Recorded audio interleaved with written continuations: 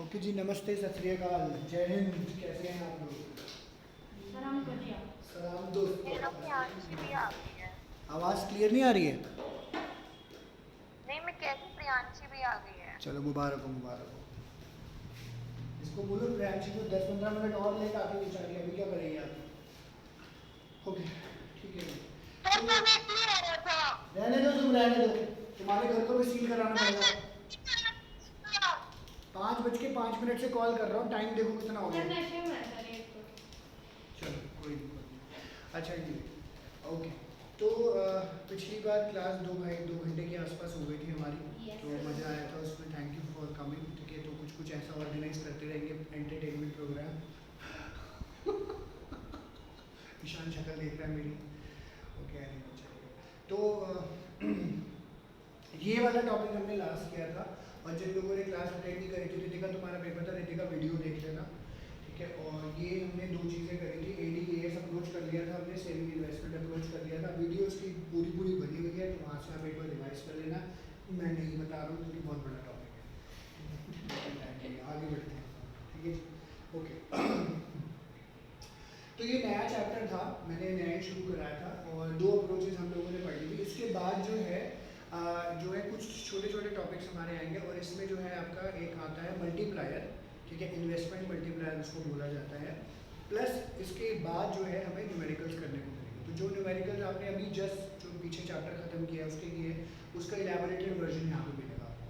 ठीक है, बट आपको एक बात यहाँ पे याद रखनी है उसके लिए, AD=AS होता है और सेविंग=इन्वेस्टमेंट होता है। ये याद रहेगा तो न्यूमेरिकल आराम से हो जाएगा। ठीक है, सेविंग हाँ, फ्लक्चुएटिंग इन्वेस्टमेंट तो आएगी नहीं इसमें, नहीं आएगी, है ही नहीं ना। इन्वेस्टमेंट तो हमारा ऑटोनॉमस है ना, इंडिविजुअल इन्वेस्टमेंट वाला तो चैप्टर ही नहीं है हमारे इसमें। ठीक है जी, इसको मैं रब कर रहा हूँ। सर तब से आपने रबी नहीं किया था? मैंने दोबारा ओके क्यों लिखूंगा, मैं दोबारा बता तो दूंगा, ये कराया था। सैटरडे था, उस दिन क्लासेस कम थी। ठीक है, तुम्हारी सुबह ले ली, एक क्लास और ले ली थी, फिर हमें शाम को जाना था क्वालिटी सर्टी। फिर तुम्हारा शेड्यूल तो होएगा ही स्कूल का, ऑनलाइन शेड्यूल होगा, 9:30 के खाना जाना पड़ेगा। मेरे सर नेट नहीं आता है। नेट नहीं सीधा आ जाना मेरे पास, यहाँ पे आना। आप दूर से पढ़ो। हाँ?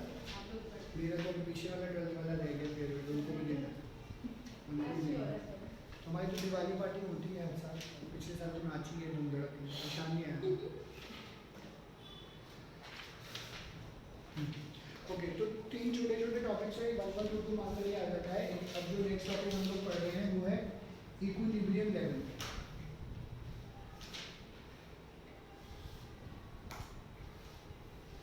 ठीक है, इक्विलिब्रियम लेवल, इसमें आपका 3 तरीके का इक्विलिब्रियम आता है यहाँ पे। एक तो फुल एम्प्लॉयमेंट इक्विलिब्रियम होता है,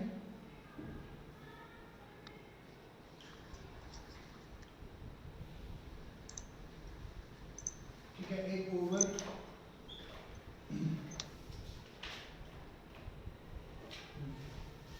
फुल एम्प्लॉयमेंट इक्विलिब्रियम,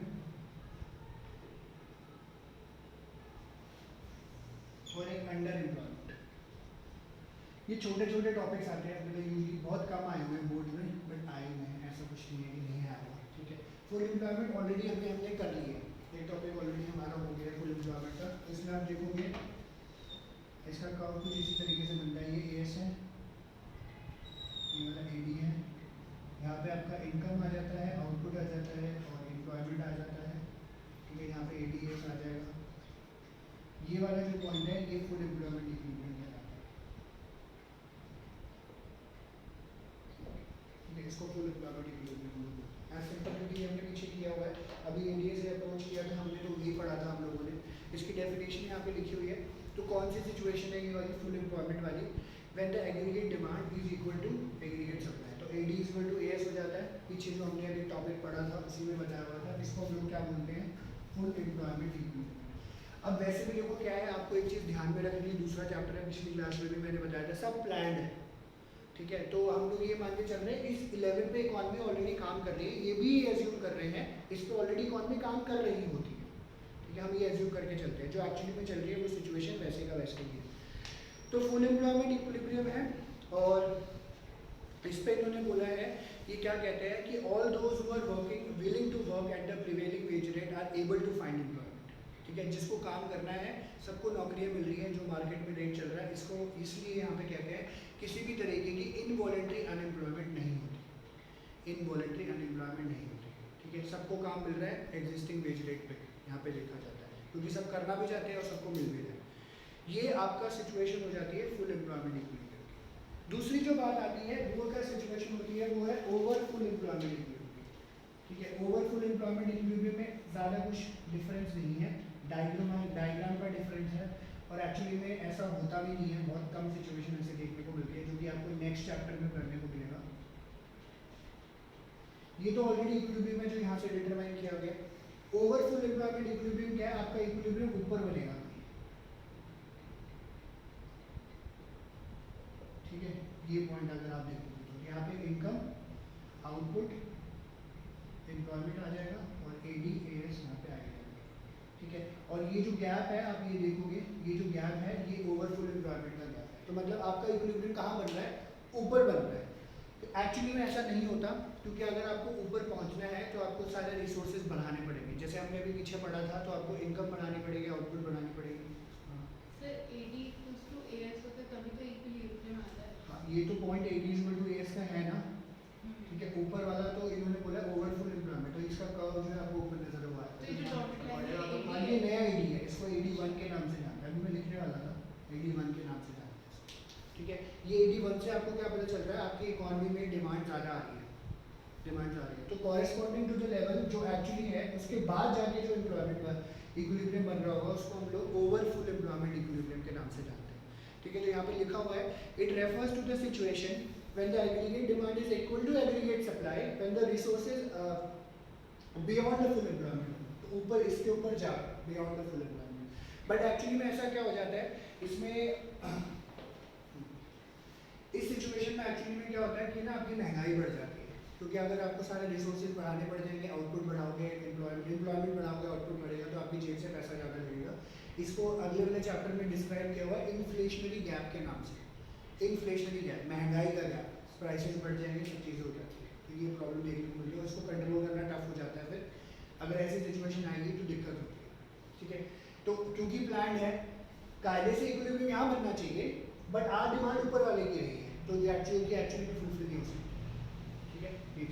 अब अंडर जो एम्प्लॉयमेंट है वो कैसे बनेगा,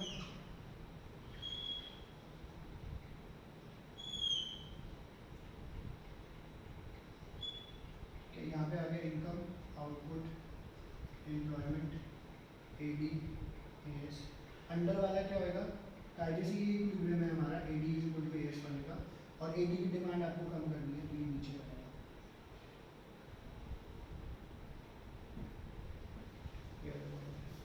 मोस्ट आप मैंने डॉटेड लाइन से रिप्रेजेंट करी हुई ताकि आपको यहाँ पता चल जाए कि क्या है।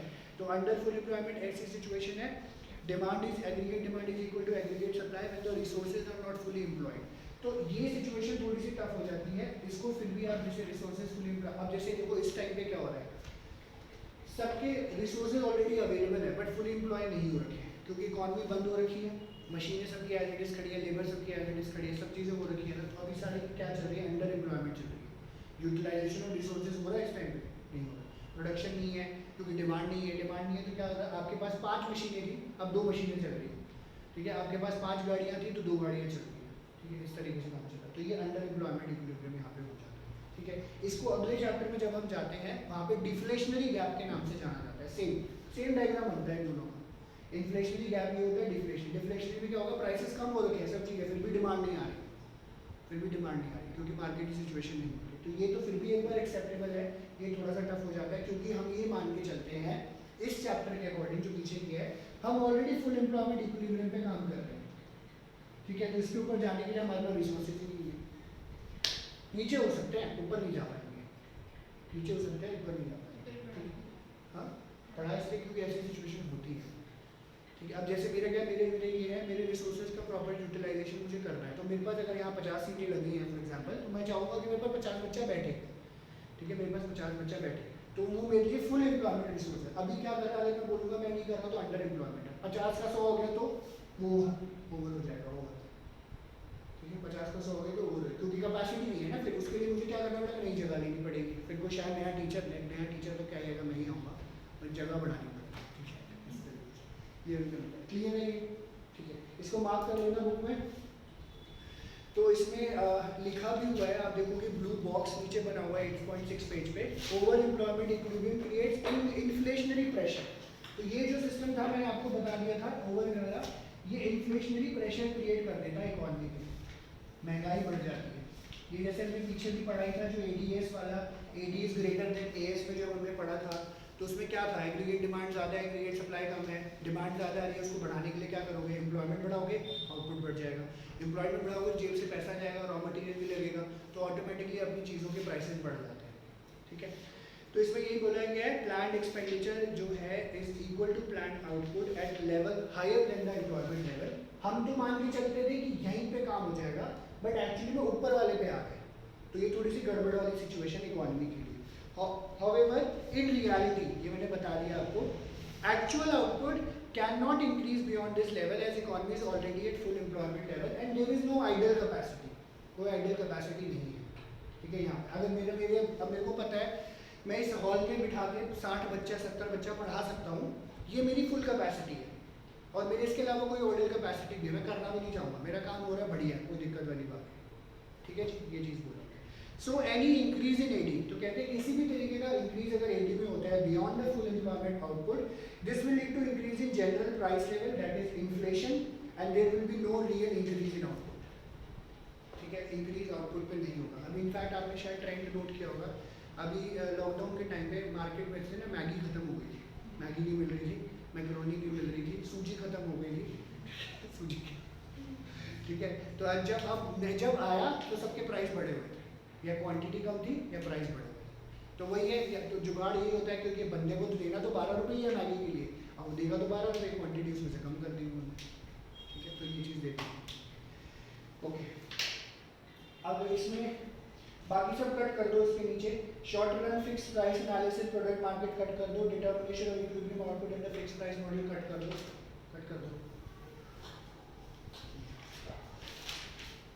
ये इंग्लिश भी खोल के बैठे मैं करो क्या कर रहे हो, वो खोल के बैठे हुए हैं क्या यार,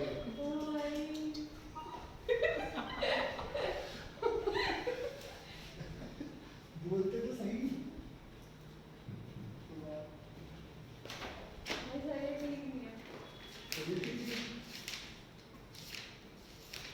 नशे से चढ़ गई हो, नशे से चढ़ गई हो, ठीक है जी। तो ये 3 कॉन्सेप्ट्स है, सब 2 to 3 मार्कर है, विद डायग्राम आपको एक्सप्लेन करना होता है। फुल एम्प्लॉयमेंट में हम ऑलरेडी है, ओवर फुल एम्प्लॉयमेंट है, इन्फ्लेशनरी प्रेशर है, अंडर एम्प्लॉयमेंट वाली सिचुएशन एग्जिस्ट कर सकती है, ये नहीं होगा क्योंकि हम मान के चल रहे हैं हम फुल एम्प्लॉयमेंट में काम कर रहे हैं, ठीक है। अंडर एम्प्लॉयमेंट डिफ्लेशनरी हो जाता है, ये इन्फ्लेशनरी हो जाता है, ये सब नेक्स्ट चैप्टर में आपको फुल फ्लेजेड पढ़ने को मिलेगा, जिसमें आपको बैंकिंग मेजर्स यूज करने पड़ेंगे, ठीक है। वो चीज़ आगे बढ़ते हैं। आगे सबसे इंपॉर्टेंट टॉपिक है सेकंड चैप्टर, इस चैप्टर के हिसाब से इन्वेस्टमेंट मल्टीप्लायर या मल्टीप्लायर के नाम से इसको जानते हैं, और ये 6 मार्कर का टॉपिक है। लेट क्यों हुए किरण? अच्छा, रौनक सर ने लेट छोड़ा, तो यहीं आ जाए करो, रौनक सर को बोलो यहाँ आ जाओ, यहाँ बैठ के ले लो,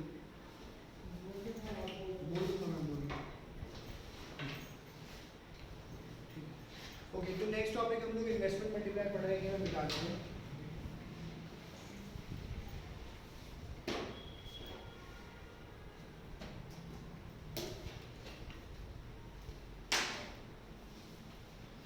अब जैसे क्या है, इस चैप्टर का ट्रेंड क्या है, आपको 3 चीज़ें जो ज़्यादा इंपॉर्टेंट है। पहला तो एडीएस अप्रोच, ठीक है, जो कि हमने पिछली क्लास में किया।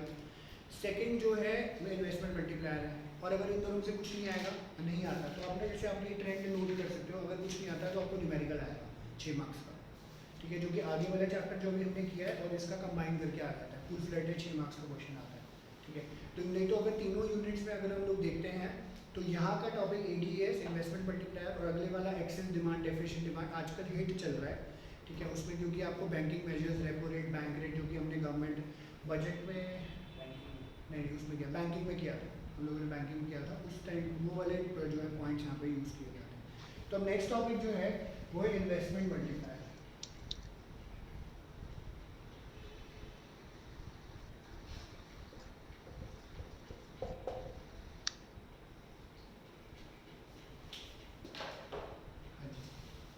तो इन्वेस्टमेंट मल्टीप्लायर डेफिनेशन पहले पढ़ने से पहले हम इसको समझ लेते हैं। इसको रिप्रेजेंट करते हैं छोटे केस, छोटे केस, छोटा के, बड़ा के, छोटा के, छोटी क्लास में आपने पढ़ा होगा बी, बड़ा के है ना, बड़ा के होता है काइट, छोटे से छोटे वाले काइट।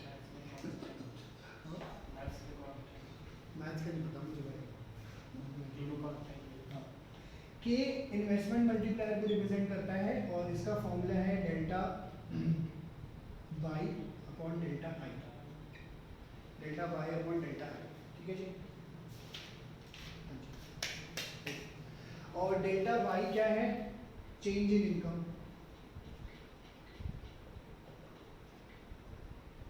और डेल्टा आई क्या है? Change in investment, change in investment. I change होगा, आई चेंज होगा यहाँ ऑटोनोमस कंसिस्टेंट नहीं है यहाँ की। इस क्वेश्चन जो क्वेश्चन आएंगे वो चेंज हो जाएगा, क्योंकि कहते हैं गवर्नमेंट इतना इन्वेस्ट कर रही है, गवर्नमेंट इतना इन्वेस्ट कर रही है, उसके हिसाब से क्या चेंज है। तो change in income upon change in investment है इसका ये। तो अब इसका जो इन्वेस्टमेंट मल्टीप्लायर आपको वैसे समझ आ जाएगा, ठीक है। मल्टीप्लायर भी बोलते हैं, इन्वेस्टमेंट मल्टीप्लायर भी बोला जाता है इसको। तो ये ध्यान रखना, दो कॉन्सेप्ट्स आते हैं आपके, इन्वेस्टमेंट मल्टीप्लायर और मनी मल्टीप्लायर। बंदा ना थोड़ा सा कंफ्यूज हो जाते हैं क्योंकि इनकम भी है यहाँ पे। मनी मल्टीप्लायर बैंकिंग का है, ठीक है। मनी मल्टीप्लायर बैंकिंग है, ये इन्वेस्टमेंट मल्टीप्लायर के नाम से जाना जाता है, ठीक है। तो ये याद रखना।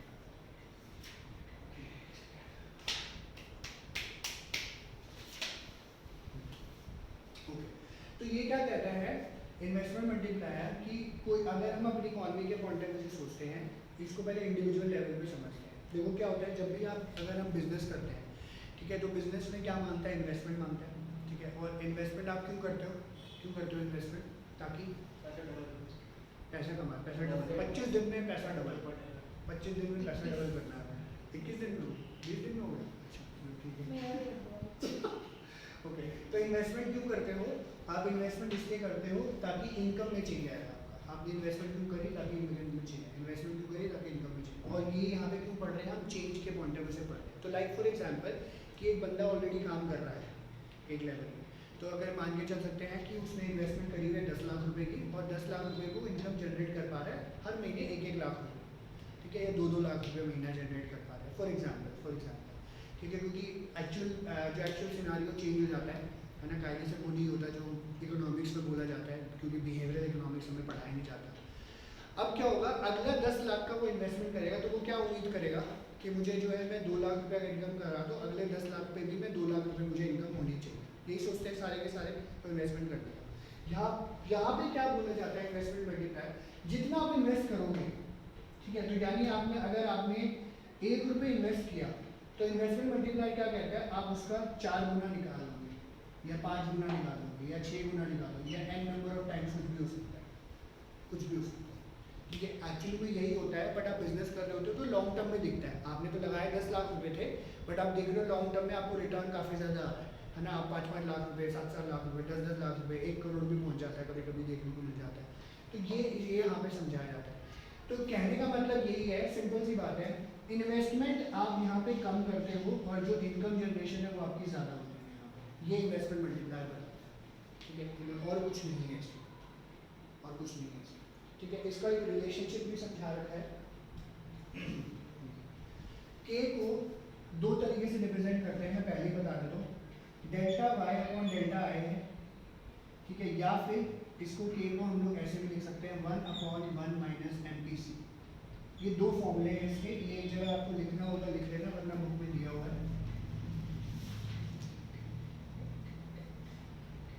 ये 2 फॉर्मूले, k equal to delta Y upon delta I, k equal to 1/1 minus MPC, ठीक है। 1/1 माइनस 1 माइनस MPC क्या हो गया? MPS, ठीक है। तो इसको हम लोग 1/MPS भी लिख सकते हैं।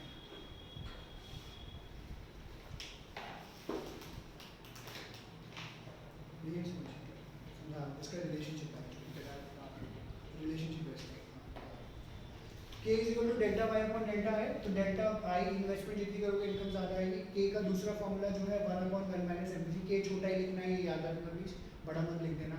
1/1 माइनस एमपीसी, अब 1 माइनस एमपीसी क्या होता है, आपका एमपीएस होता है। ये एक्चुअली में फॉर्मूला मैंने आपको पहले भी बता दिया था, तो वो इन्होंने यहाँ पे समझा। ठीक है जी, तो इसके ऊपर ध्यान रखिएगा। इसको समझने के लिए इन्होंने रिलेशनशिप एक डिराइव करके यहाँ पे समझाया हुआ कि एक्चुअली में हम यहाँ पे कैसे पहुँचे। ठीक है, हम यहाँ पे कैसे पहुँचे, तो हमें ये पता है 1 माइनस एमपीसी के रिलेशन को समझना है। तो y is equal to C plus I होता है हमारा, income is equal to consumption plus investment होती है, और हम पढ़ भी क्या रहे हैं, इन्वेस्टमेंट मल्टीप्लाई।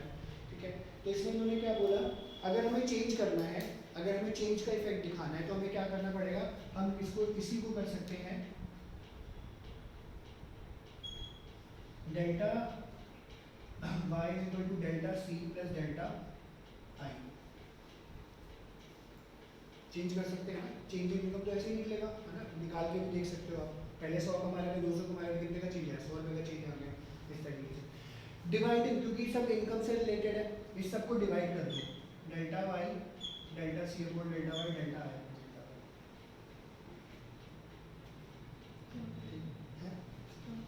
इनकम से, क्योंकि इनकम से लेना देना ना, हर चीज़ तो इनकम के पर्सपेक्टिव से देखोगे ना। इनकम का कुछ हिस्सा आप कंज्यूम कर रहे हो, इनकम का कुछ हिस्सा इन्वेस्ट कर रहे हो, इनकम का कुछ हिस्सा आप सेव कर रहे हो, तो कितना परसेंटेज के, जैसे डेल्टा करते थे एमपीसी एमपीएस में भी तो ये हो रखा था ना, परसेंटेज का पता चल जाता था, चेंज इन इनकम का कितना हिस्सा आप खर्च कर रहे हो, वही चीज़ बताइए।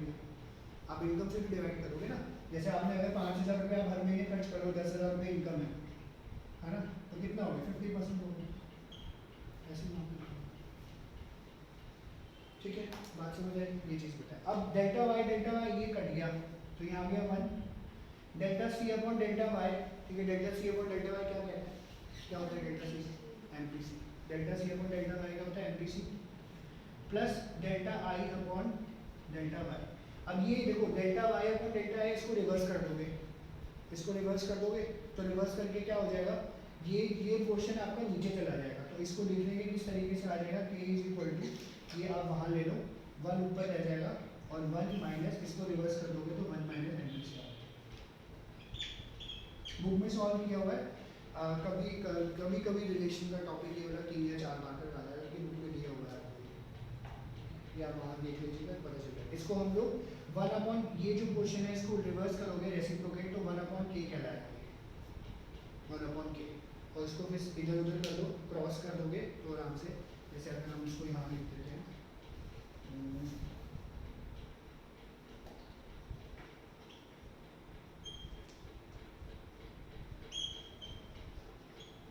इसको इस तरीके से भी लिखा जा सकता है, ये स्टेप है यहाँ पे लिखने का।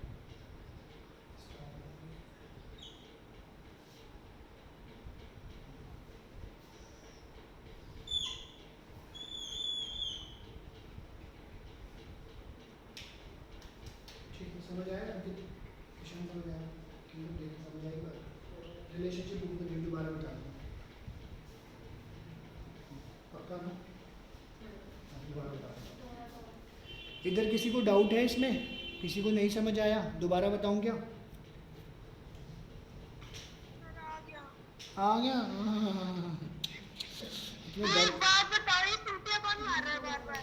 सीटियाँ कौन मार रहा है, मुझे नहीं पता, किसी ने अनम्यूट किया होगा, म्यूट करवा दो। अच्छा, मार्कर की आवाज़ आ रही है मेरी शायद, सीटियाँ मेरी मार्कर मार रही है।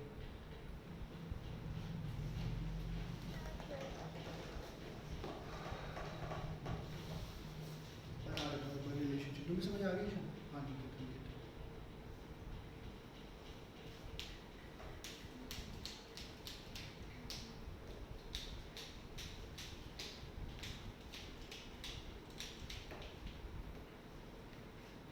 लिख ली तुमने? ये इस पे बॉक्स पे नहीं, यहाँ से चल रहा है, इधर क्या हुआ है, सॉरी,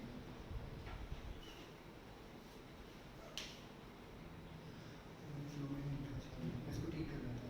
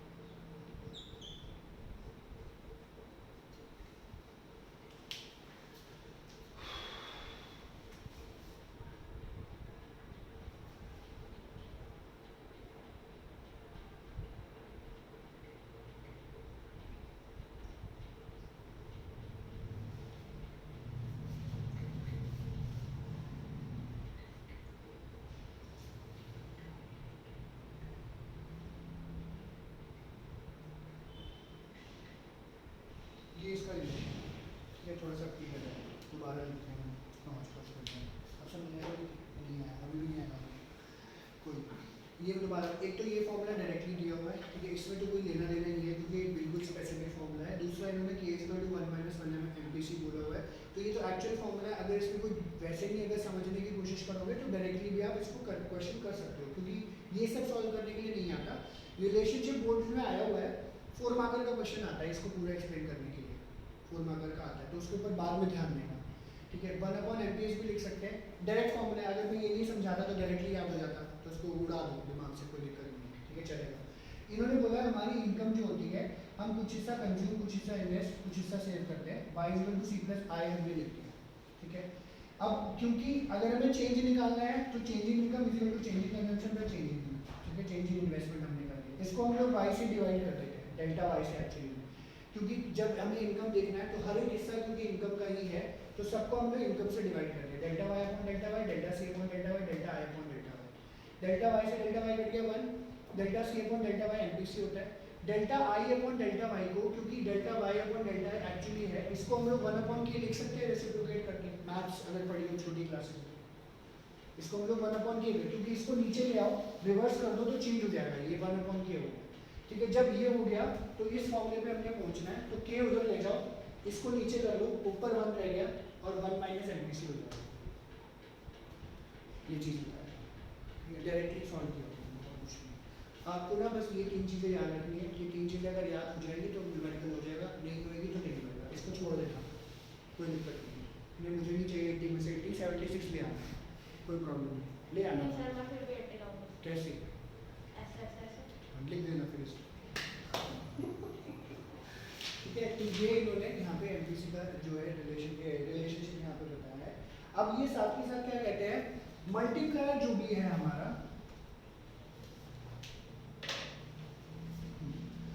जो भी मल्टीप्लायर है, यदि k की वैल्यू है, ठीक है, इसका ना डायरेक्ट रिलेशनशिप है, k का जो है डायरेक्ट रिलेशनशिप है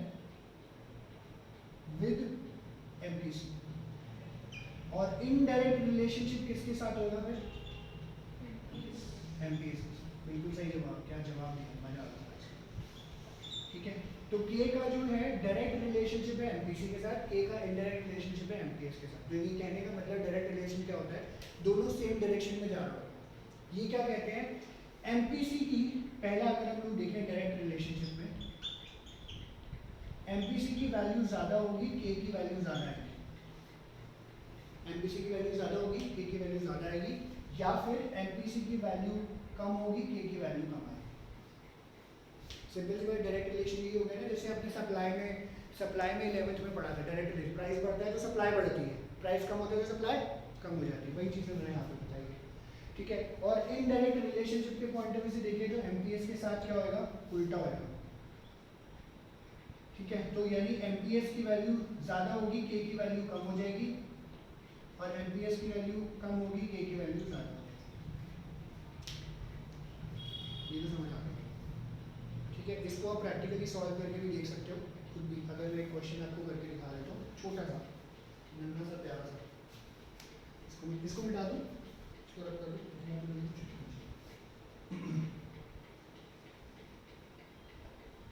ठीक है।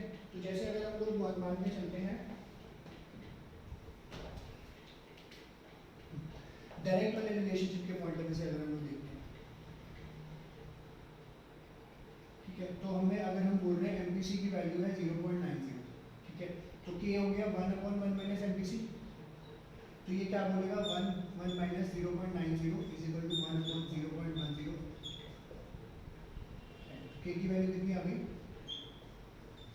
10, ठीक है।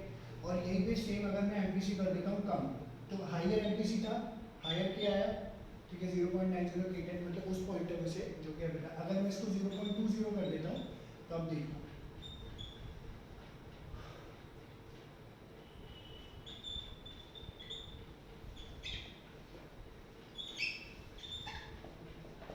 ये हो जाएगा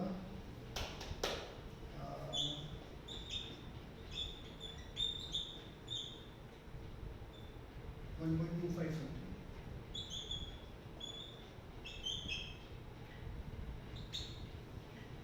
1.25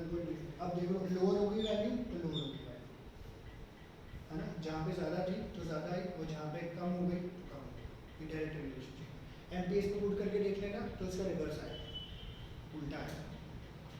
ठीक है, एमपीएस की वैल्यू इसी से पता चल जाएगी। जस्ट मैंने एक क्वेश्चन करके दिखा दिया उस तरीके से। तो ये इन्होंने यहाँ पे बताया। आप ये बुक देखोगे तो आपको ना ऑलरेडी एक शेड्यूल यहाँ पे बना रखा है, तो आपको एक आइडिया लग जाएगा किस तरीके से हो रहा है। तो आप देखोगे एमपीसी जहाँ 0.50 है, के की वैल्यू 2 है, 0.80 हुआ तो 5 हो गया, 0.90 हुआ तो 10 हो गया। ये 5 आएगा क्या? नहीं, ठीक है, मैंने 0.2 से लगा दिया। ठीक है, ओके। तो ये इन्होंने यहाँ पे समझा। और एमपीएस के पॉइंट ऑफ व्यू से देखोगे तो जहाँ पे एमपीसी 0.50 है, एमपीएस 0.50 है, तो 0.50 अगर एमपीएस बैलेंस है तो के 2 आ रहा है। एमपीएस 0.33 है तो के आपका बढ़ गया, कम हो रखा है एमपीएस और के की वैल्यू ज़्यादा हो गई। ये यहाँ पे बता रहे हैं। तो यहाँ पे आप डायरेक्टली अपने आप देख सकते हो।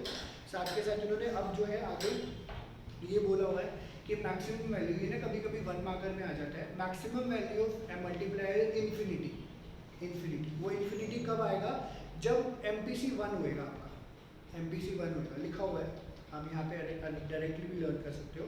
और मिनिमम वैल्यू ऑफ मल्टीप्लायर है 0, मिनिमम वैल्यू जो है 0 है मल्टीप्लायर की। ठीक है, वो भी यहाँ पे इन्होंने बताया। तो ये कहते हैं मिनिमम वैल्यू मल्टीप्लायर इज 1 है, 1 not 0, 1 when the value of MPC is 0। Maximum तो इन्फिनिटी है, मिनिमम है 1। जब एमपीसी आपका 0 होगा, एमपीसी 0 आप करके देख लेना, के की वैल्यू आपकी 1 आएगी। ठीक है, के की वैल्यू आपकी 1 आएगी।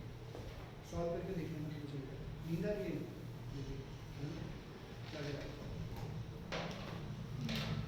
ठीक है, यहाँ तक समझ आया? ईशान समझ आया? कब धीरे समझ आया? नहीं यहाँ तक?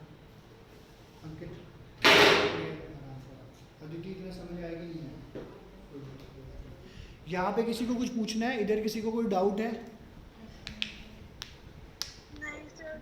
अच्छा, ठीक है। गुरुवंश, तुम्हें कोई डाउट? और तनिष्क? No sir. ठीक है, हाँ, क्लियर है Tanishq? Yes sir. Okay. Okay,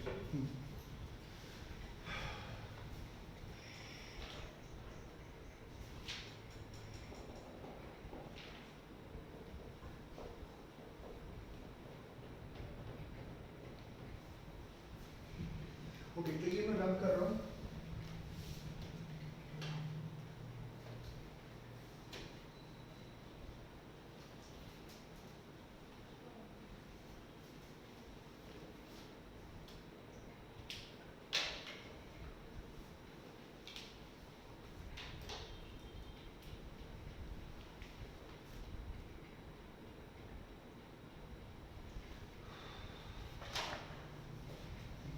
तो ना एक मैं आपके लिए शेड्यूल बना के दे रहा हूँ। हम यहाँ पे एज्यूम कर रहे हैं कि ना एक इकॉनमी है, उसमें एडिशनल इन्वेस्टमेंट हुई है 100 करोड़ की, एडिशनल इन्वेस्टमेंट हुई है 100 करोड़ की। ठीक है जी। और हम लोग जहाँ पे इसके लिए एमपीसी जो दिया हुआ है आपको, वो दिया हुआ है 0.90। अब इससे देखो, इससे हमें एक पता चल, जैसे क्वेश्चन 3 मार्कर का क्वेश्चन आ जाता है, क्वेश्चन जो आपको दे देते हैं, शॉर्ट क्वेश्चन जो आते हैं। अब इससे हमें एमपीसी हमारा निकल सकता है, तो सॉरी के की वैल्यू निकल सकती है। कैसे? इसमें हम लोग पुट करके लिख लेते हैं K is equal to 1/1 minus MPC, ठीक है, विच इज 0.90। तो के की वैल्यू कितनी आ गई? 10। के की वैल्यू कितनी आ गई? अब अगर हमें डेल्टा आई दिया है तो हमें अब ये भी देखना पड़ेगा कि हमारी इनकम कितनी जनरेट होगी। देखो अब क्या होता है, यहाँ पे प्लीज ध्यान देना इस बात को, जितना के की वैल्यू होगी और उस हिसाब से अगर इन्वेस्टमेंट क्वेश्चन में दिया हो उतना मल्टीप्लाई हो जाएगा वो, सिंपल सी बात है, उतना मल्टीप्लाई हो जाएगा। क्योंकि हमें क्या कह रहा है, आप जितना इन्वेस्ट करते हो उसका कई गुना जो है इनकम जनरेट कर पाते हो। तो मैं क्या कह रहा हूँ, एमपीसी से हम लोग निकाल रहे हैं कि वैल्यू आ रही है 10, यानी आपने जितना इन्वेस्टमेंट करी, इन्वेस्टमेंट 100 करोड़ की करी, तो इनकम कितनी जनरेट हो जाएगी के हिसाब से? जैसे इन्वेस्टमेंट 100 करोड़ की करी, के हिसाब से 10 आ रहा है, 10 गुना हो रहा है, तो कितना इनकम जनरेट हो पाएगी हमारे? 1000। सिंपल सी बात, 1000। अब इसको कैसे निकालोगे? इसको सिंपली फॉर्मूला में पुट कर सकते हो, क्योंकि न्यूमेरिकल तो फुल फ्लेजेड आते ही। के की वैल्यू क्या है? Delta Y upon delta I. K कितना आया? 10। हमें ये नहीं पता है, आई दिया हुआ है 100 crore, 10 into 100 is equal to delta Y, ये कितना आ गया 1000। ठीक है, अब ये क्वेश्चन जो बोर्ड में आता है कई बार, जो कि 6-7 बार इसी तरीके से आगा, आपको एक क्वेश्चन दे देंगे, ठीक है, इतनी इन्वेस्टमेंट हुई है, अब मल्टीप्लाई निकाल के आप बताओ चेंज इन इनकम कितना होगा। ठीक है, यहाँ से एक चीज़ आपको ये पता चलती है, इसका ना स्केड्यूल बनता है। ठीक है, इस शेड्यूल से जहाँ मल्टीप्लायर आपका 10 आया, के की वैल्यू 10 आई, तो 10 राउंड जनरेट होंगे, 10 राउंड जनरेट होंगे। अगर 5 आए तो 5 राउंड जनरेट होंगे, अगर 3 आएगा तो 3 राउंड जनरेट होंगे। ये आपको ना दिमाग में बिठा लेना है, तो उतनी ज़्यादा मेहनत आपको नहीं करनी पड़ेगी। ठीक है, डिपेंडिंग ऑन के की वैल्यू। अब के की वैल्यू कम हो जाएगी तो उतने राउंड कम हो जाएंगे, क्योंकि डायरेक्ट रिलेशनशिप है। 0.50 आ गया तो 2 ही आएगा, है ना, 2 ही राउंड में आपको करना पड़ेगा। तो 2 राउंड ऑफ इन्वेस्टमेंट के पॉइंट ऑफ व्यू से आपको समझना है। यहाँ पे आपको टोटल 10 राउंड बना के दिखाने पड़ेंगे, यूजली पूरा नहीं करना पड़ता, 4-5 राउंड तक आप क्लोज कर देते हो। टेबुलर स्टेटमेंट जो भी होती है वो 10वें राउंड में आप क्लोज कर पाते हो। ठीक है, तो कहने का मतलब क्या हो रहा है, आप देखो कि आपकी इकॉनमी में कंजम्पशन कैपेसिटी 90% की है, आप जो है 100 करोड़ रुपए खर्च कर रहे हो, तो यानी क्या कर रहे हो, 100 करोड़ रुपए इन्वेस्ट कर रहे हो। ठीक है, 90 करोड़ क्या हो रहा है, कंजम्पशन हो रहा है, और 10 करोड़ कहाँ जा रहा है, 10 करोड़ क्या होगा, सेव हो रहा होगा,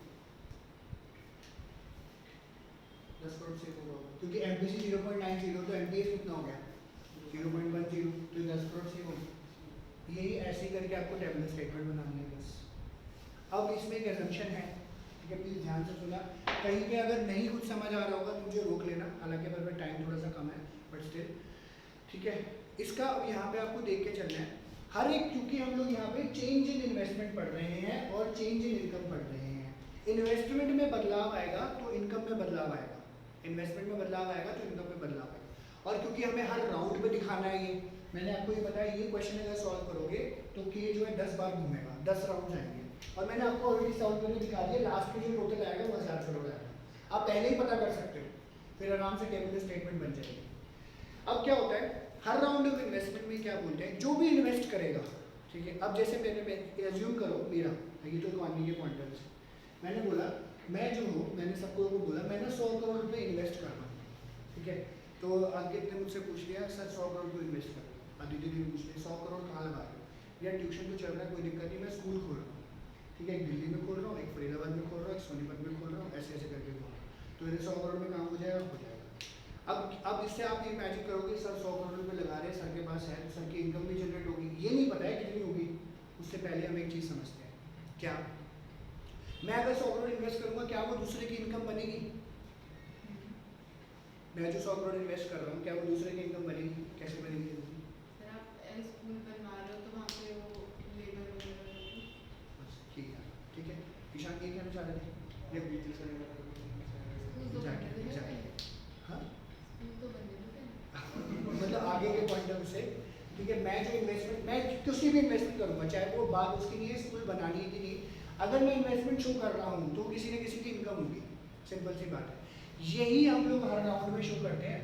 ये 100 करोड़ रुपए किसी की इनकम बनती है, एमपीसी 90 का है तो 90 किसी और की इनकम बनेगी, फिर 90% ऑफ 90 81 हो जाएगा, फिर 81% का 97 जो 72.90 हो जाएगा, ऐसे ऐसे करके पूरा चलता है।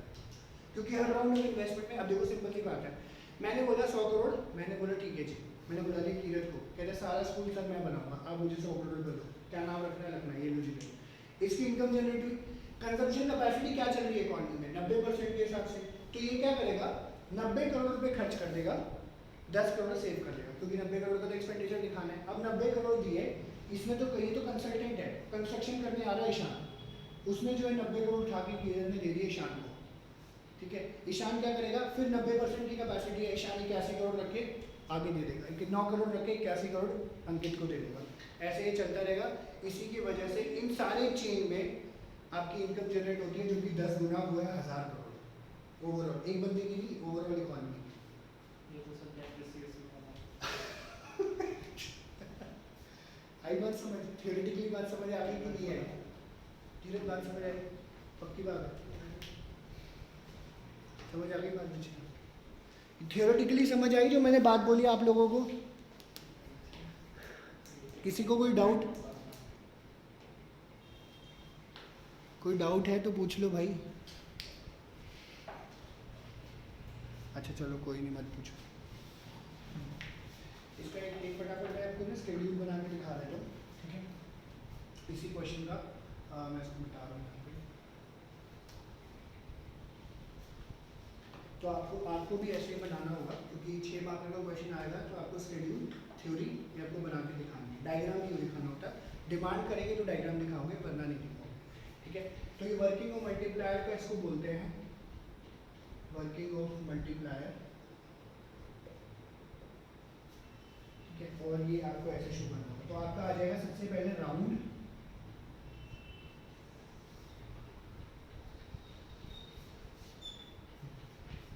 सेकंड आ जाएगा इंक्रीज इन इन्वेस्टमेंट, जिसको हम लोग डेल्टा आई से रिप्रेजेंट करते हैं, ठीक है जी। इंक्रीज इन इन्वेस्टमेंट मैंने आपको बता दिया 100 करोड़ था, पहला राउंड ऑफ इन्वेस्टमेंट है। फिर इंक्रीज, इससे ऑब्वियसली इंक्रीज इन इनकम भी होगी, ये हो जाएगा डेल्टा वाई। फिर इंक्रीज इसमें कंजम्पशन भी होगी, ठीक है। और एमपीसी जो चल रहा है वो है 0.90 का इस केस में, ये इंक्रीज इन कंजम्पशन है, ठीक है, याद रखिएगा। और इससे फिर जो है इंक्रीज इन सेविंग भी होगी, ठीक है। सेविंग के लिए आप एलबीएस भी यूज कर सकते हो, वरना delta S is equal to delta Y minus delta C, change in income का जो हमने पढ़ा भी था वो इन्होंने यहाँ पे बताया। मैं एक दो राउंड आपको समझा देता हूँ, बाकी आप बुक में देख लीजिए। अब पहला राउंड है, फर्स्ट राउंड, राउंड 1, टिंग टिंग टिंग, ठीक है। आपने इन्वेस्ट किया 100 करोड़, आपने इन्वेस्ट किया 100 करोड़ रुपए, ठीक है। तो पहले राउंड में इन्वेस्टमेंट हो रही है 100 करोड़ रुपए की। अब इससे क्या होगा, और जो हम ये नहीं देख रहे कौन कर रहा है, क्या कर रहा है, कैसे कर रहा है, हम देख रहे हैं इकॉनमी में इन्वेस्टमेंट हो रही है, इसी से डायरेक्टली इंक्रीज इन इनकम हो जाएगी 100 करोड़ रुपये, ठीक है। डायरेक्टली किसी न किसी की इनकम बनेगी 100 करोड़ रुपये, सीधी सी बात है, ठीक है। अब क्या होगा, इससे कंजम्पशन है, कंजम्पशन पैटर्न कितना चल रहा है 90 का, तो 90 करोड़ रुपये कोई खर्च करेगा, ठीक है, कंजम्पशन पैटर्न इसका चल रहा है। और इससे जो है आपका सेविंग यहाँ पे आ जाएगी 10, ठीक है। आपने 90 करोड़ खर्च करके 10 करोड़ बचा दिए।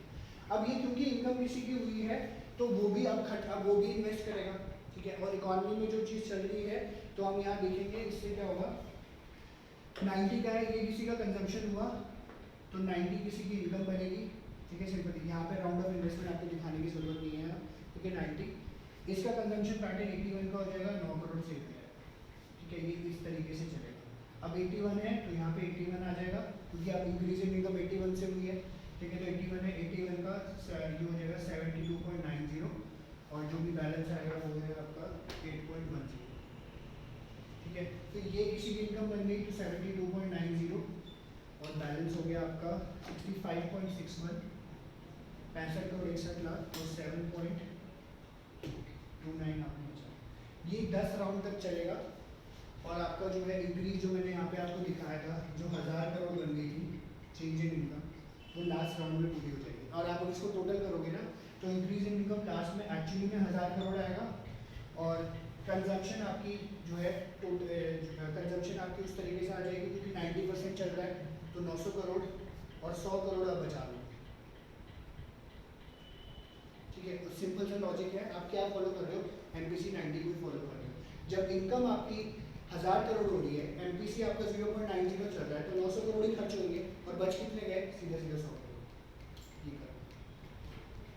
ये गड़बड़ तो नहीं, ये समझ में आया? ये शेड्यूल ऐसे बनेगा, ठीक है। तो ये सेकंड राउंड था आपका, ठीक है, ये वाला, ये आपका थर्ड राउंड था, ये आपका फोर्थ राउंड था, ठीक है। ऐसे ही आपका फिफ्थ राउंड आ जाएगा, फिफ्थ राउंड में 65.65 इधर आ जाएगा, ठीक है। उसका 90% वहाँ आ जाएगा, उसका फिर बैलेंस वहाँ आ जाएगा। ये करके आपको 10 राउंड तक लेके जाना है। आप 5 राउंड तक भी बना के छोड़ दोगे, डैश डैश करके लास्ट में क्लोज कर दोगे, तो भी मार्क्स पूरे मिलेंगे, कोई ऐसे मार्क्स वार्क्स नहीं कटेगा। बट अगर जहाँ शॉर्टर वाला आ गया, शॉर्टर वाला, तो आपको पूरा बनाना पड़ेगा, ठीक है। बट उससे पहले आप क्रॉस चेक कर सकते हो, यहीं पे आपको क्रॉस चेक करना हो, पता चले यार बना दिया है, फिर बोल रहा है रह गया जी, तो अब यहीं पे इसको क्रॉस चेक करो, जो भी दिया हुआ आई दिया हुआ एमपीसी दिया हुआ फॉर्मूला में डालो। अच्छा हाँ, 1000 करोड़ की इनकम हमारी इन्वेस्ट हो रही है, इन्वेस्ट हो रहा है, और एमपीसी और के की वैल्यू आ गई 5, तो 5 गुना इनकम जनरेट होगी 5000 करोड़। तो आपके राउंड कितने हो गए, 5, तो 5 राउंड में खत्म हो जाएगा क्वेश्चन, ठीक है। Depend on the question. ये है आपका वर्किंग ऑफ द मल्टीप्लायर। इसका एक और तरीका है जो कि इजी है थोड़ा सा, वो मैं आपको अगली क्लास में समझाता हूँ, ठीक है। तो तो ये चैप्टर भी हमारा खत्म हो गया। चेंज इन मल्टीप्लायर हमें दिखाना होगा, तो मैं आपको बाद में बता देता हूँ। यहाँ तक किसी को कोई डाउट है कि समझ आ गया कैसा चल रहा है नॉट? उसमें क्या हो गया था? क्लियर? अंकित मंची तो क्लियर है, नींद आ गई, दीदी को तो नींद आ रही है। मैं 3 हफ्ते से क्यों?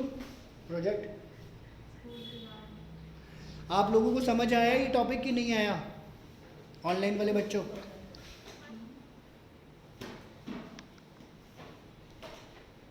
सर आ गया। ठीक है।